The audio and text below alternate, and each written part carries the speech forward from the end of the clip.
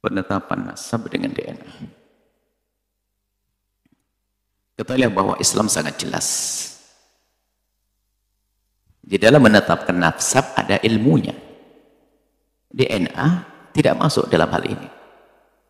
Dan justru bahaya sekali kalau sudah orang masuk pembahasan-bahasan seperti ini. Urusan nasab jangan dihubungkan dengan urusan DNA. DNA baru berguna nanti adalah misalnya untuk masalah kejahatan, untuk mencari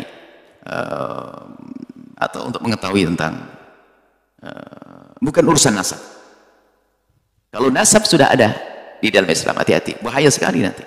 Sebab kalau DNA itu nggak kenal akad nikah, biarpun nggak nikah, DNA bisa saja nyambung, tidak ada pernikahan. Sementara di dalam Islam ada namanya pernikahan yang sah. Jadi untuk dianggap ini keturunannya siapa adalah dengan pernikahan yang sah. Ini ada bertebaran itu pernyataan Buya Yahya Cirebon ya, yang tidak cocok dengan saya Tagil Sirot.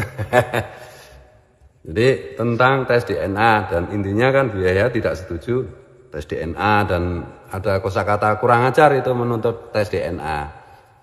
Ya kita lihat dulu lah, Buya Yahya kan memang dekat dengan Rizik Syihab, ada fotonya, ada videonya juga ya. Kemudian apakah Buya Yahya itu kura-kura dalam perahu atau gimana gitu loh. Tes DNA kaitannya dengan penentuan dzurriyyat Rasul atau tidak, ini bukan sekedar nasab. Sebelum nasab, jadi kan gini logikanya, nasab kan ditentukan oleh pernikahan, DNA-nya sama. Kalau di luar pernikahan, di dalam salah satu versi fikih Islam itu tidak dianggap bernasab kan gitu. Nah ini kaitannya itu begini, entah bernasab entah tidak, DNA-nya itu aja belum terbukti. Dan ini kan terkait dengan isu klaim dari sekelompok orang yang selalu ngomong ini di sini di darah aneh ini ada darah Rasulullah. Gitu loh, Rasulullah itu kakek aneh apa kakek ente, selalu ngomong kayak gitu, dan sambil merusak agama, menghancurkan ajaran-ajaran Rasulullah. Gitu loh. Makanya kalau you bilang di darah you ada darah Rasulullah, tes DNA wajib itu. Gitu loh. Jadi tes DNA itu di kitab-kitab fikih nggak ada. Loh iya memang dulu kitab fikih itu ditulis ketika belum ada teknologi tes DNA, gimana sih? Jadi yang yang pinter lah, baca kitab yang banyak itu perlu penting, tapi logika itu harus dipakai. Loh, karena Islam itu untuk sampai hari kiamat. Semua perkembangan kehidupan manusia, antropologi, sosiologi, teknologi dan yang lain-lain itu harus dipakai untuk menguatkan Islam. Gitu loh, jangan tes DNA nggak ada, husnudzon. Iya, kalau orang nggak ngaku nggak apa-apa. Kan kaidahnya siapa yang mengaku-ngaku, dia harus membuktikan pengakuannya itu. Jadi mana-mana ngaku membawa darah Rasulullah. Ya tes DNA dong. Dan nggak berani kan? Iya. Dan garis nasabnya pun terputus kan? Coba itu sampai hari ini. Tes statementnya, penemuannya Kiai Imaduddin Osman, apa ada yang bisa membantah? Sudah berhari-hari, berminggu-minggu Kiai Imaduddin Osman menantang seluruh nasab dunia untuk berdebat live atau berdebat offline langsung. Nggak ada yang berani.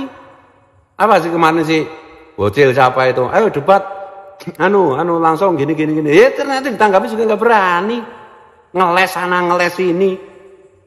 Jangan main-main lah. Tuh ulama itu alladzina yang duruna nal ummah bi'aini rahmah. Kan paham itu Buya Yahya? Tuh ini saya bernasihat kalau mau, kalau enggak ya jangan ngacu kayak gitulah. Jangan bodohi orang-orang yang tidak paham lah. Jangan bodohi rakyat kecil, jangan bodohi umat Rasulullah. Yang perlu dibela itu umat Rasulullah yang di bawah. Karena Rasulullah itu adalah sahabatnya fakir miskin. Aku ini sahabatnya fakir miskin.